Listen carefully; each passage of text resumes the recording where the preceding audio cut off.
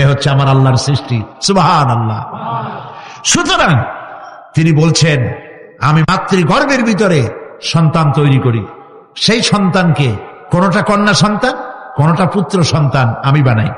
এই কাজটা যিনি পারেন, এবার দেখেন সামনে কি বলতেছেন আল্লাহ, এই কাজটি যিনি করতেছেন, আলাইসা যালিকা বিকাদিরিন আলা আইয়ুহিয়াল মাউতা, এত বড় কাজ যিনি সম্পাদন করেছেন, এক ফোঁটা নাপাক পানি, এক ফোঁটা নিকৃষ্ট গান্দা পানি যা শরীর থেকে নির্গত হলে পরে গোসল ফরজ হয়ে যায়, এমন এক ফোঁটা পানি দিয়ে তোমার জন্মের উৎপত্তি করেছি, আকার দিলাম, হাত দিলাম, পাও দিলাম, চোখ দিলাম, সুন্দর করে বানালাম, তারপরে পৃথিবীতে পাঠালাম।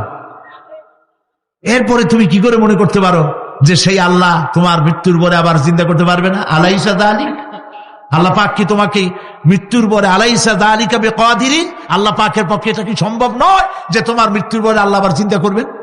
বলেন অবশ্যই পারবেন, বলেন অবশ্যই পারবেন।